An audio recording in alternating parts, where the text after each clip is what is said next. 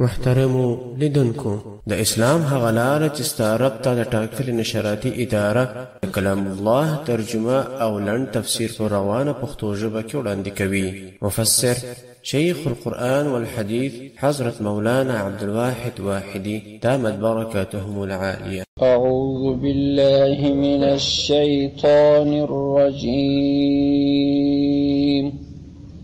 بسم الله الرحمن الرحيم. ولا يزالون يقاتلونكم حتى يردوكم عن دينكم إن استطاعوا ومن يرتد منكم عن دينه فيمت وهو كافر فأولئك حبطت أعمالهم في الدنيا والآخرة وأولئك أصحاب النار هم فيها خالدون. إن الذين آمنوا والذين هاجروا وجاهدوا في سبيل الله أولئك يرجون رحمة الله والله غفور رحيم. صدق الله العلي العظيم. دا آيات كريمة 210 نمبر آیاتو خو نیمه ویل سوی و نو ما د نیمایي سره شروع کی د نیم تلاوت هم سوی و تفسیر هم سوی نو پر دغه ځای ولاړو ولا یزالون یقاتلونکم نو 210 نمبر آیات نیمایي او 213 پره دغه تلاوت مې وکړي د دې ترجمه او تفسیر ته به تاسو فهم وکړي. واقعا خو ان شاء الله ستاسو په یاد ده چې د رسول اکرم صلی الله علیه وسلم اصحاب مبارکان چې هغه ورځ کې هغه جهاد کړی و چې هغه د شکمن ورځ چې دا اوس د وروستي خور اخرنۍ ورځ و که دا د خدای تعالی د میاشتې اوله ورځ و که د خدای تعالی د میاشتې اوله ورځ نو په هغه وختو کې خو جهاد په ذوالقعده او ذوالحجه او محرم هغه درې پرلپسې دي. رجب یې اول ته لیرې ده چې د رجب په میاشت خو جنګ حرام دی. نو دغه دوی وکړي کفارو هم نبي علیه السلام ته پیغور ورکړي ولا ستاسو په ګراتو د تقوا خبرې چې کوي چې زه داسې د الله د اوامرو احترام کوم کومه دی احترام یې دغه دی حرامه میاشت وستا انډیوالان راله زموږ نفر یې دا یو دانه معنی هغه مړ کړی و دوه بندیان به ولي قافله یې ګرځه بوتله دیم دا پیغور وکړه. اصحاب چراله و نبی علیه السلام تاغمبر اریانو برای لازم رجاد ولا وز ګناس وک ثواب شو موږ چې دا سړی مړ کی دا دوه بندیان کړه قافله مر روانه کړه ما شام میاشت معلومه سول نو دا میاشت کې د دوه شپو ولا کدا کفار چې وای کدا رقم وو نو خو زموږ جهاد په چا کې واقع شو هغه حرام میاشت کې واقع شو نو دا ثواب ګناه دا څنګه شو. الله رب العزت دغه د پاره چې د کفارو جواب ورلره ورکړي هغه جواب موږ راوایلی دی په آیات کریمه کې چې الله الله ستا په خلته پر اصحابو باندې سوال کوي شه ستا کارونه ته پلاټ ځان سره واټ کړو ته د الله د لارې خلک ګرځي بل اسلام ته نه پرېږدي اخته د خپل زامن کوپر ته اړه لا یو تخپل یې کافر د مسجد حرام احترام نه ساتي تخپل خلق ځنه منع کوي د نبی علیه الصلاۃ والسلام اصحاب نه پرېږدي الته اخراج د اهل د نبی علیه السلام په دری د نیکګانو د وخت دغه ځای په زور د مجبور په هجرت د خپل تلی یو څوک خپل کلی او کور وطن په هزار پرېږدي خو ستاسو د ظلمو د الله تعالی کزنی پاتسو ستاسو دغه نه غټ ګناهونه دي د دا یو کار په غلطی کې سوی دي چې هغه اصحاب ماته ولا که معلومه و نو ته د صحیح په کار ودته دونه پیغورونه ورکه خپل په کسته کوي نو ماغه متل ته کړو چې برای چغل وکوزیت ولسری نو الله عز وجل استاغه اکبر کبیره ده دغه به کبیره نو او هغه دغه په سهو په خطا باندې د سهو کو خو نه لري واسأل عز وجل دغه مضمون په اخلي چې کفار به هغه وخت دا خبره کولای چې تزما سره د مثال په تور جنگ کوي ارمان چې دنو هم یو څه انصاف درلوده دی. الله عز وجل د کافر عادت مشتشي موږ مؤمنان باید دا خبر پر خو ورونه څنګه شروع کی خبره ولا یزالون همیشه زوال خپل نه پټول کیږي لا د نه پټ د پاره د نه پټ پر نه راز برای معنا د همیشه توب د پاره ده همیشه یقاتلون دی جنگ کی کومستس الله ته خو د حرام میاش وز دی تا ته دریادي چې په داغه حرام میاش کې الله سبحانه بس ولا کې دی پریشت دی دغونه قدر سخت دی په دې خپله خبره کې، په دې خپل مخالفت کې چې ستا سره دی دی لاس نه اخلي. دلته چې دی مغلوبه سي دلته نه دی باره پستې غوړي خبرې شروع کړي، باره بیا دته دا د دین احترامات ور په یاد شي چې دا خو پلاني ورځ و، دا خو پلاني جمعه و، دا خو پلاني دا شیان باره وایي. نو د الله قول صادق دی. ولا یزالون همیشه یقاتلون دی جنګ کوي، قتل و وژنه کوي کوم ستاسې پرېږدي نه تر څه وخته پورې کوي، پایه چې شي دي کوم وخت دی لاس اخلي. حتی یردوکم رد دغه ته وایي چې سړی پرې خوا باندې روان بیرته راوګرځېږي، پرې وایي چې ځه پر هاخوا باندې. حتی تر هغه وخته پورې یردو چې دوی بیرته وګرځي غبرګ کړي کوم تاسې عن دینکم ستاسې د دین څخه ان استطاعوا که دوی طاقت ولري. دی دغه نه قدر په خپل مقابله کې کلک دی چې تا تر هغه وخته ولا کیله کې چې ښې زړه ته وجده چې یاره اوس نو د دین لاس وختي سم د مرتد نه جوړ شو، باره به نو دی خوشحاله شي. هغه آیت کریمه بل ځای هم دغسې وایي ولن ترضى عنک اليهود ولا النصارى حتى تتبع ملتهم، چې د ملت متابعت یې ونه کړې تر هغه وخته پورې دی تا پرېږدي نه خوشحاله کېږي چې شاباس نه خوشحاله کېږي. پاکستان څونه شیان ورسره وکړه پر هغه سره ډېرې ګلاله د ده ته پسې د وایي زه خطا ایستلی. اوس ورته وایي چې زه مړی به ستا ملک ستا دپاره دربداره دړې وړې کړي، ته لا خوشحاله نه یې. نو خدای ویل سم یهود نه دي درته جوړ سوي، سم نصراني نه دي درته جوړ سوي، لا یې پسې پرېږدي نه چې سم دمه د ځان محتاج کړي ملنګې کړي د یو څه شی چې دی چې د هغه هم ځینې واخلي دیني امور خراب کړي، باره دی خوشحاله کېږي، در هغه وخته نه خوشحاله کېږي. په ان استطاعو کې وجه ته اشاره وکړه چې الله عز وجل د صادقو مؤمنانو لکه اصحاب هغه په ایمان کې دا رقم ټینګ دي چې د کافر نه پس پر وخېږي دا ګرده راډیوګانې و خبرونو ټیویان ورته چالان کړي. دی د خپله مسیره ولاکه واړي، هغه خپل دین بیا په مخ یي، خو طاقت یې نسته. ان استطاعو دا معنه که دوی طاقت درلودی، دا خو جلا ده چې بیا واسه د عیسی عقیده نسي در خرابولی، عیسی عقیده کلکه ده. پس الله عز وجل اعلان کوي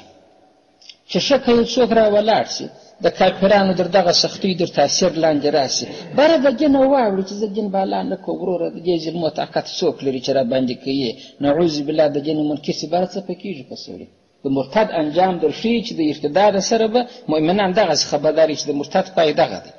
ومن هر هغه څوک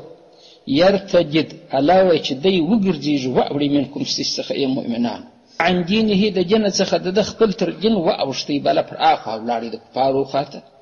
بیا نو څه په وسي فیموت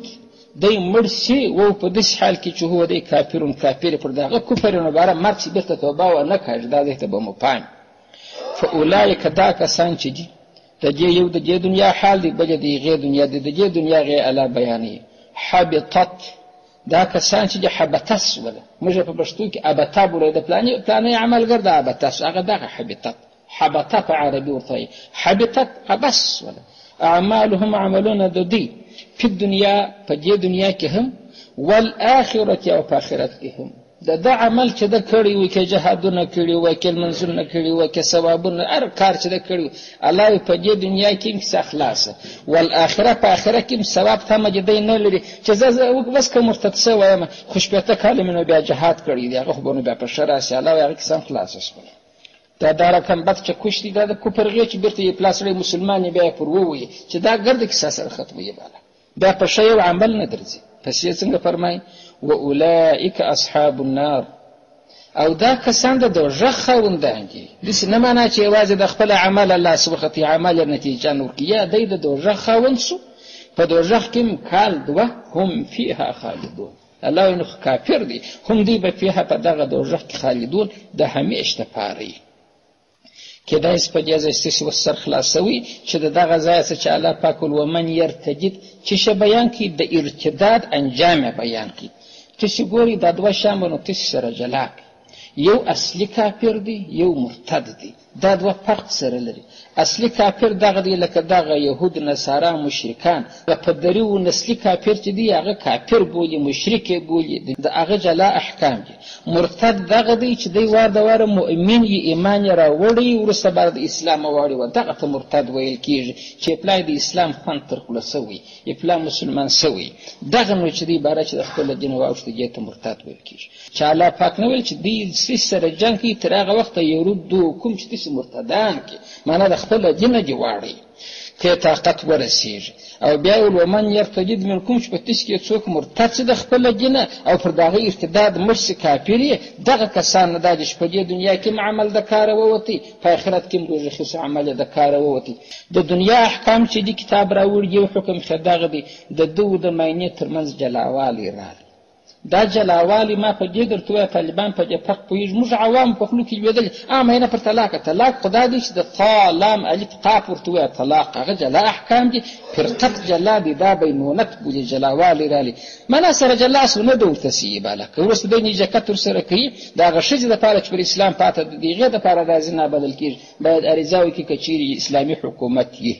چې اسلامي حکومت نه پر چا به بغاره وکړي، خو ګرد خلک به د هغه خبیث ملګري د دې ملګري څوک نه کوي. که اسلامي حکومت موجود فریاد به وکړي چې دا زوی مړي د کفر کلمې هم وایي او بیا ما ته رانژدې کېږي نو زه خو درته نه راواکېږم دی مرتد سوی دی باله فرقت راځي. دا یو حکم دی.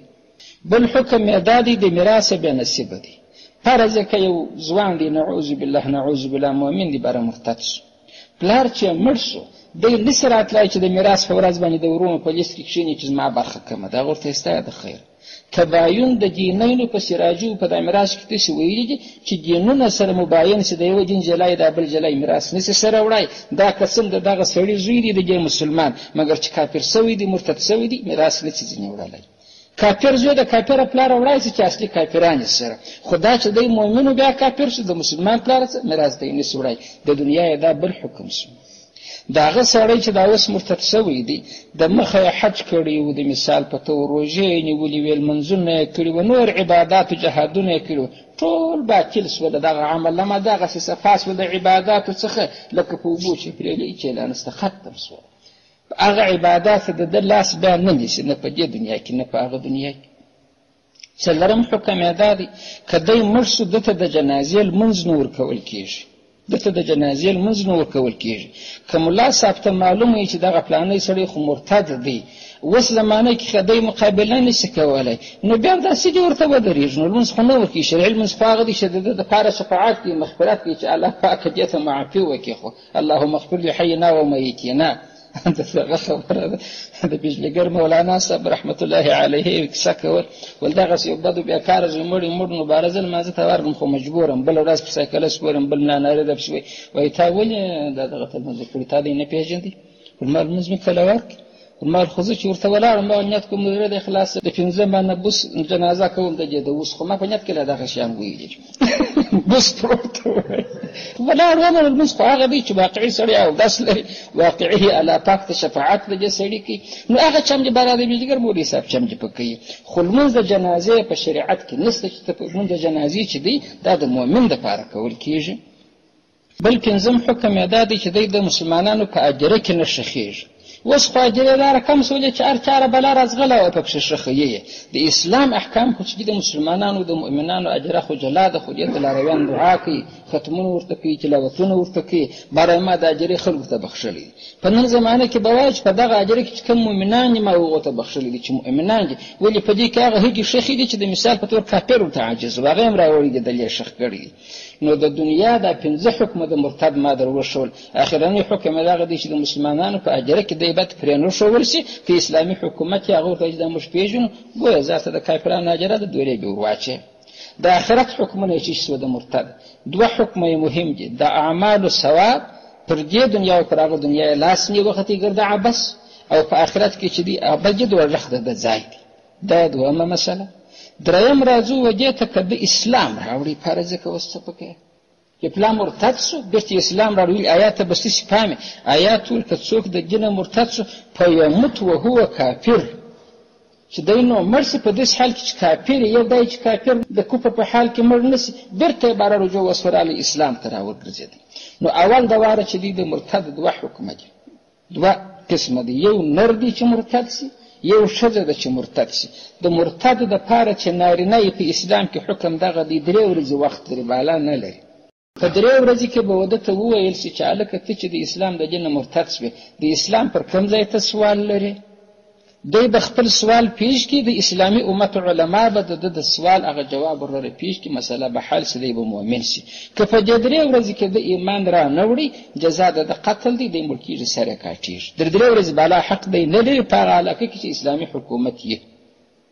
که نه خو دغه مرتد کې باچا دی در باندې ګرځي به دغه به حکمراني هم در باندې کتاب به لړډوي نو خو دغه رقم به هغه حکم خو نشي تطبیق کولی چې نشي تطبیق کولی دا خو ما شرعي حکم درته بیان کړي که ښځه مرتده سوه څه پکې ښځه چې مرتده سي د هغې دپاره اسلامي حکم دغه دی چې دا به بندي تر هغه وخته پورې چې توبه کړي قتل د ښځې نه کېږي مرتده که هم سي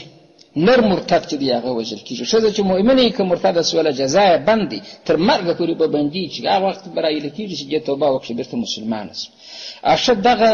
مرتد که باره اسلام راوړي اوس څه پکې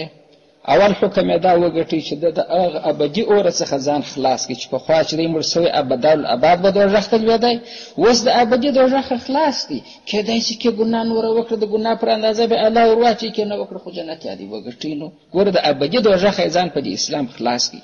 دوم حکم یې دا دی چې اوس پر ده باندې د مسلمان احکام جاري کېږي څه معنی د ده دپاره چې دی د جنازې لمونځ ورکول کېږي د مسلمان په رقم هغه مسنون غسل ورکول کېږي هغه مسنون کفن ورکول کېږي د مؤمنانو په اجره کې ایښول کېږي یعنې معنا دی محترم سو د عزت نور خاوند په غسل کې به هم عزت کوي په کفن کې به هم عزت کوي په شخولو کې به هم عزت کوي چې لمونځ ورکوي لمونځ په اسلامي طریقه ورکوي واقعي به دعا ورته غواړي څه دي چې ګناهکاره د ګناهکارۍ په حیث د مؤمن دپاره دا نه کېږي چې ته به راځه د جنازې لمونځ ولا کوه کوم دی خو ګناهکار دی یا د ګناهکاره خو دی خو د هغه معنا خو ته دعا کوې چې الله ګناه یې ور معاف کړي نو هغه شیان دا وګټه ولې خو د ارتداد یې توبه وکړله نو بل دا دی ښه کې حج مخکې کړی کې لمنځونه مخکې کړي وه دغه حج لمنځونه یې څنګه سوله ده خو یې پلار کافر شو بېرته اسلام راوړي د امام ابو حنیفه رحمت الله علیه مسلک دی هغه حج چې ده پخوا کړي و هغه ختم شو هغه لمنځونه یې ختم شول هغه په اسلام بیرته نه راګرځي چې بیا پیسې پیدا کړی وای څه پیدا کړي دوم ور حج پر فرض دی بیا کوي که نه کوي پیدا خو نه دی بیا یې وس نه لري هغه حج لاس نه نیسي هغه لمنځونه یې لاس نه نیسي امام شافعي رحمت الله علیه وایي یا نو چې د بیرته کلمه وویله مسلمان شو نو چې د ابدي اوره څخه ځان خلاص کړي هغه حج بیرته د حج فرضي حج په ځای کې درېږي هغه لمونځونه او ثوابونه بیرته الله پاک ثواب ورلره ورکوي کېدای شي په خبره تسویږي امام ابو حنیفه رحمه الله وایي څه کوي والله کوي دلائل لري امام ابو حنیفه رحمه الله یو ځای الله پاک په سورة انعام کې په اتاتیم آیات کې فرمایي الله وایي ولو اشرکوا لحبط عنهم ما كانوا يعملون د انبیاء په باره کې وایي که دغه شرک کړی وای بالفرض لا دوی چې کم عمل کړي ټول حبطه خو معنا بس خراب نو دغه آیات څه وایي چې بیرته بیا حج په لاس ورکوي چې زه چې تا توبه وکړه حج دې دغه دی حج ختم شو هغه ختم شوی بل آیات کریمه دي په سورة مائده کې 5 آیات دي الله فرمای ومن يكفر بالإيمان فقد حبط عمله وهو في الآخرة من الخاسرين څوک چې فلان مؤمن بیا کافر شي د دا عمل عبس شو حبطه شو او دی په آخرت کې هم د تاوانیانو څخه دی دوژخ ته به ځي امام صاحب د څه معنا نو ګوري په دې دنیا کې مال کې توبه وکړله هغه حج لمونځ بیرته نه راګرځي د مرتد هغه د لاسه ووته کې پیسې پیدا کړي نوی حج به کوي او بل حکم دا دی په دې کې چې د کافر اصلي او د مرتد بل فرق دا دی کافر اصلي کافر دی د پلاره کافر دی مشرک دی یهودي دی نصراني دی د خدای بنده دی بس جوړېدلی دی د ثواب کارونه کوي مسکینانو ته ډوډۍ ورکوي نور د ثواب کارونه چې هغه دی کوي مګر عقیده اسلامي نه لري دغه سړي که اسلام راوړي د دغه د ثواب کارونه چې پخوا تېر سوي دي الله یې بدله ورکوي که نه ورکوي که د ایمان راوړي هغه د کفر په وخت کې چې څه چې نیک عمل کړي دي الله یې ثواب پر ژوندی کوي ګورې هغه اصلي کافر در ده بېل شو دی تر هغه ډېر شقي و بدبخت دغې چې ده کړي و هغه ګرده عبس بیا نه راګرځي هغه چې پر اصل کافر و هغه که د ثواب کارونه کړي و خو الله ثواب نه ورکوه مګر چې ایمان یې راوړي هغه هم ګرده راپورته شول په بخاري شریف کې حدیث راځي نمبر 123 دی د حدیث مرفوع دی د عروه ابن زبیر رضی الله عنه څخه روایت دی د حکیم ابن حزام رضی الله عنه دته بیان کاوه چې هغه د نبی علیه السلام ته راغی چې کومه خودي اکثره د اصحاب والور مشرکانو پر نبی علیه السلام ایمان راوړي نو نبی علیه السلام ته یو ورځ راغی ویل یا رسول الله په جاهلیت کې خو ما ډېر عبادات کړي دي اگر چې جاهلیت هغه د شرک دورې ته ویل کېږي چې په هغه دوره کې سیري زه مشرک وم مګر عبادات مې ډېر کول د مثال په تور 100 مریان ما آزاد کړي 100 اوښه ما په خیرات کې کړي چې چا بل زه د سورلي شی نه لرم ما به اوښ ورلره کړي دغسې نو اوس مې اسلام راوړي په هغه کې به ما ته یو شی الله پاک راکړي که بیا نه کړه رسول الله صلی الله علیه وسلم والاسلمت على ما اسلفت من خیرین بهرحال کوم خیرونه چې تا کړي دي تا پر هغوی اسلام راوړی هغه هم په اسلام کې در حسابل کېږي. هغه حدیث د دې دپاره دلیل دی چې د کافر اصلي هغه که نیک کارونه کړي وه که پر کفر مړ خو ثواب یې نشته، مګر که ایمان راوړي د هغو تېرو کارو ثواب هم ورکول کېږي. او مرتد چې کافر سي د اسلام په حال کې کارونه هغه دې کړي دي، مګر چې مرتد سي هغه چې خراب سو چې بېرته اسلام راوړي بیا نه راژوندي کېږي، هغه خراب سو. نو ارتداد دغسې خطرناکه درجه ده. نو بل حکم یې دا دی کافر اصلي سره چې مجاهد جهاد کوي پر جزیه باندې هم سوله کېږي. چا کافر ورته وایي چې بس به جنګ سره بس زه تا ته د کاله دغه روپۍ در کوم، جزیه به مجاهدین پر کښېږدي، خپلې پیسې به ځینې ټولوي وصولوي بیا. لکه زموږ په وطن کې چې هندوان ګرځېدله، دلته نو اوس په انګریزي کې خلک ټکس ورته وایي، په اسلام کې جزیه ورته وایي. میاشتانه خپل ټکس جمع کوي، د نرو د ښځې حساب به ورسره کېږي چې په کور کې څو نفره اده وایي دغه نه نفر م هغه وایي په دغه نه که دغه شعبه یې شته په اسلام کې برابر هغه شعبې ته دی میاشت په میاشت ورځي. هغه د حکومت کار دی، میاشت په میاشت قرارداد سره کوي که کال په کال سره کوي. هغه پیسې به راوړي هغه دفتر ته به تسلیموي، دا به ورلره ورکوي. مګر هو داسې نو نه دي چې پیسې هم ځینې واخلي او خلک بې زیري. بیا د دغه سړي چې ذمي سو جزیه یې قبوله کړه دلته د دې سړي به غیبت له حرام دی، د ده مال ته لاس وړل حرام دی چې په ناحقه مال ځینې اخلي، د ده وینه حرامه ده بیا څوک نشي تویولی، د ده عزت حرام دی څوک یې نشي ځینې کولی. نو دی زه میاشت میاشت پیسې وړم د پرته خپله جمع کوم، نزول دا ستا فرق څه دی؟ ته خدای ته عبادت کوې زه غوایي ته کوم هغه خو زما خپله شخصي مسله شوه، کیدای شي په مضمون پوهېږي. د اسلام مقابله خو زه نوره نه کوم، خو د ستا قانون مې ګر در سره منلی دی، په وطن کې مخالفت نه کوم. نو دغه جزیه د اصلي کافره قبلیږي، مګر پاته چې سو د چا څه د مرتده څه. مرتد نسي کولی چې برای ما ایله کړي نو 3 ورځې وخت مو را کړی دی زه به جزیه در کوم ما ایله کړي. مرتد نسي خلاصېدلی. یو مرتد په جزیه نه خلاصېږي، بل که عربی سړی کافرو په جزیه نه خلاصېږي. دا نور اعاجم که کافرانو په جزیه خلاصېږي، عربي ته اسلام وایي ته به یا اسلام راوړي یا به مړ کېږي، په جزیه ته ولاکه خلاصې. ولې؟ قرآن په عربي ژبه دی، د دغو نه فصاحت و بلاغت سره سره لاستا زړه ته نه لوېږي. ته ایمان نه راوړې نو ته په جزیه نه خلاصېږي. د عربي سره دا قانون سخت دی لکه د مرتده سره چې سخت دی. کېدای شي په مضمون کې پوهېدلي یاست. نو دغه احکام دا د دغه آیات سره اړه ودرلوده. د مرتد په باره کې زه بېرته راوایم. الله پاک فرمایي ومن هر هغه څوک یرتجد چې دی وګرځي منکم ستاسې څخه عن دینه د خپله دین. او دا ګرځېدل چې دا به مون په خبره سر خلاصي چې ګرځېدل دغه ته ویل کېږي چې عقیده کې منکر سي. یو سړی دا دی د مؤمنانو په صف کې ولاړ دی، باره د دغه ځای روان په عقیده کې منکر نه دی، د کافرانو په صف کې ودرېدي. دې ته مرتد نه وایي، دې ته فاسق ویل کېږي. که تا ونوځې بیا مرګ راته روا دی که نه دی را، د مرګ روا کېده بله مسله ده، د ارتداد بله مسله ده. دا پر لګډوي مه. یو سړی را ولاړ شي بل مؤمن یې مړ کړی دی، موږ دی قصاصوو، نو دا بره کافر دی، دا مرتد. خدای جزا ده ورکوله الله ومنو. یو سړی دی زنا یې کړې د کوروالا دی په ډبرو یې سنګسارو، نو دا بره کافر دی، مرتد یې بولي. مرتد یې بولي خو بابا وایي ګناه وه، د هغه ګناه جزا ته غاړه ایښې، د هغه دی په ډبرو سنګسارېږي. دغه سړی هم چې دی مؤمن و د مؤمنانو په صف کې و ګرد دین یې مني، اوس ولاړ د کافرانو په صف کې یا ولاړ دی یا د هغه در سایه لاندې هلته ژوند کوي. دغه سړی مرتد عقیدوي نه دی چې بالا متاران پر وغورځي چې بالا دا کافر دی. کافر نه دی که ستا مخه ډب کول مرګ یې روا دی. د مرګ رواوالی جلا دی، کفر جلا دی. قاطع الطریق په زنځیر اچولی دی، نو دا کافر دی. خو کافر نه دی، خو غل دی زمړي. نو چې غل دی خو برابر لارې لکه برای د مخه چپه کوي. نو د مخه چپول چې څه چې د اسلامي امت علما اوس چې دغه د کفارو سره چې ولاړي، دغه د مسلمانانو زامنان پر دغه د کفر فتوا دی نه باسي، برای قتل جراته روا دی، د مخه می چپ شي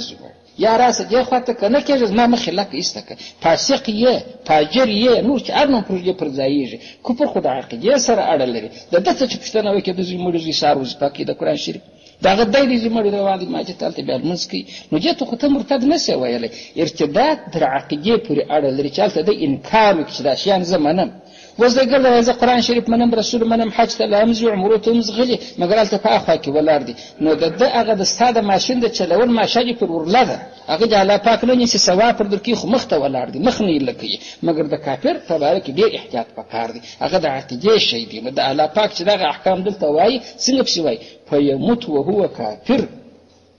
چې دی مړ سي او کافر یې. کافر معنا منکر په عقیده کې دا شیان نه مني. که بیرته دغه سړی توبه وکړي جادي راسي هغه حکم یې درته وایي چې احکام یې هغه رقم سوه، بیرته د مسلمانانو په احکام پر جاري کېږي. په اولئک دا کسان چې حبطت عبس اعمالهم عملونه د دوی په دنیا په دې دنیا کې والآخرت په آخرت کې. و اولئک دغه کسان چې اصحاب النار خاوندان د اور دي، هم دوی نو فيها په دې اور کې خالدون د همیشه لپاره همیشه جنو. پس د اصحاب خو هغه خبره چې سوال پر دی وارد دي، الله خو هغه ور جواب کوي چې دا خو په یو سهو او غلطي کې کړه سوی دی دا کار، مګر دی بار بیا دا فضل کې الله سګرځي د نبی علی السلام ته اشنو د ګناه څخه خلاص ولو. د زموږ جهاد کې موږ په هغه ورځو کې ثواب خدای راکړي کنه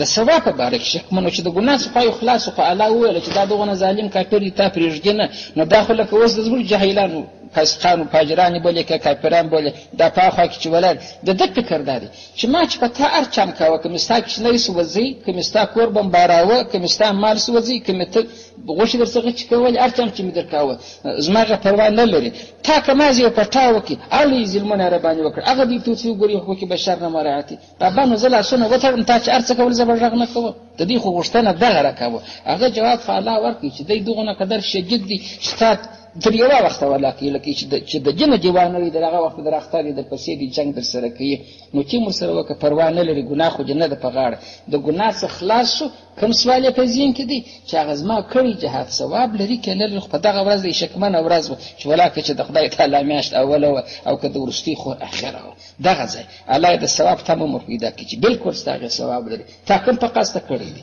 دا کار که واقعي د خدای تعالی په میاشت کې سوی وختات حساب نه و معلوم تا خو حساب د چا څه بلی تا خو د ورسی خوره څخه بلی نو ثواب ولې نه لري. ان الذين بشک هغه کسان امنو چې دی ایمان راوړي والذین او هغه کسان هاجروا چې دی هجرت کړی دي ور خدای د نبی سم اصحاب لري خو می هجرت کړی دي می ایمان درلودي وجاهدوا او دی بیا دریم وار جهاد شکړی دي په سبیل الله په لار کې د الله دی چې وتلی خدای الله رسول خط ور کړی ولار سیدا کار وکي کې خپل پر دا کار وکي خو په لار کې د الله د درې کار وکړي نو چې دا درې کار وکړي فقط یو اشتباه په دې خبره کړاله چې په هغه ورځو کې به یې ک بنې چې هغه حرامي وي دا کسان بنو څک الله څه فرمای اولایک دغه کسان چې یرجون دی امید ولري دی امید لري رحمت الله د الله د رحمت الله رحمت دی بالکل امید وکي بالکل الله پاک ثواب ورلوي کتاونه کوي خپل غلطي سوي و د ازما خبره چې هغه د خدای تعالی میاشته والله غفور الله خو بخښون کې دي تاسو په کاسته ګناه تملا نه ده تړل تاسو تاریخ نو معلوم کبل فرض راستا کار په ګناه کې هم وخو ګناه دي په قصد نه ده سره کوي چې په قصد خو الله غفور دی الله یې در بخښم ولې خو هغه کار وته ګورم هغه ایمان ته ګورم هغه هجرت ته ګورم چې دا کار په قصد کړی خو ګناکار ګناه بار در وبخښ رحیم الله پاک مهربان دی رحمت کوونکی هم دی خو الله تاسو نیکه بدله درکې د ثواب بدله درکې د دې آیات مضمون تاسو معلوم شو هغه اول آیات کې چې موږ دا اوس مخکې راووایو په هغه کې هغه د ګناه توهم چې دی ته پیښ دی چې ګناهکار به مالا د ګناه ځای ختم کړي چې ګناه نه ده په غاړه خدای د غي ظالم دی د غي جزا ده په دې بل آیات کې چې اوس مو وایي څه مطلب یې مطلب دا چې دول شد ګناه څخه بخلاصم ثواب خو نه الله نه راکړي نو ثواب خو نو چې ملاس خطلې الله پاک د ثواب امید مو پیدا کړي چې ثواب دې ام دي ستغه عمل نه دی عبس نو په ټول شیانو کې اصل اساسي ایمان غټه سرمایه ایمان هغه واقعي ایمان چې دینو تر دې پورې کتاب او روایت راوړي دي جنید بغدادي رحمت الله علیه هغه یو غټ شیخ دی چې موږ ته په خپل اصطلاح کې موږ پلانې پیر دی دا خو یو زموږ ته زمانه پیران دي خدای دې په نیکرا ورسي زموږ خنام ته سلام دی نو یو خو سلام شرسي نو جنید بغدادي رحمت الله علیه خو نو د غټ مقام خاوند دی وای چې شیطان می په خوب لیدي لڅله پر روح پیژنه مې هم په د خوب کې رقم حالات راځي چې دا نو شیطان دی بارا مې ورته بارا مال دغه نه کده چې د سترګو به وتلی په ګرد بازار کې لڅله پر ګرد د داخل وسه حیا نه درته دریش په د خوب کې زور ته وای ګرد الخلق مجي ما ورته خدای ګرد بازار نه دی ګډه بارا ویل الخلق خو مش هغه بولو چې د دماغ کار کې خوې و کردار د سړی دا ګرد په ما د پاره بل رقم ولا کې لکه د فوټبال ګین چې د الپانو څوڅخي څو واره په لغته تر دا ګول باس دا رقم تاسو ما د پر لکه د فوټبال ګین چې ار ډاله په لغته درون په یو په د کارو کې داخل کوم د اسلام تر سرحد وزار غړي خپل دغه شیان ورځي دا مستسړی بوله سړی خو نه هغه چې دی په یادلای چې دغه د ایمان دایره ده تر دغه چې په ډانګانو وهله په لغته نچ په ماترو په ارشي دی واله در د دایره بنوته برل دې زما لپاره بل رقم ولا کې لکه ته فوټبال ګین چې په شامې ځنی مشته نه معنا چې ارشاوت ورته کم د پاغه ګر د اسلام تر دایره وتلې دي برل د جس شرمېږي ولې د جو د خره پر مات سپارک دي برما او شیطان ته برما شنو چې د دې څه نه شرمېږي پر سړو نه بوله دا سړی نه چې د دې او د غوایي او د خره نو څه فرق دی؟ سړی ستا په نظر څوک دی؟ برل سړي به نو زه تا ته نمونه در وښیم د هلته په دغه علاقه کې یو مسجد شونیزي ورته وایي. برل په دغه مسجد شونیزي کې یو څو نفره دي، د دغو د لاسه زما زړه کباب دی، د هغو سره زما مقابله نه کېږي چې هر وخت مقابلې ته ور وړاندې سوی یم د اور لمبې راباندې بلې شي. نو دوی وایي چې بره زه راویښ شولم، چې راویښ شولم د تلواره څخه سړي چې خوب خو چې دی چې څنګه خوب دی، چابک را روان سم په دغه شپه کې. نو خدای په خپله به معبد تهجد مخکې و د شپې دی مسجد شونیزي ته چې رالم چې ورغلم 3 نفره په وظیفه دا رقم ناست سر یې پټ کړي دی خپله وظیفه کې.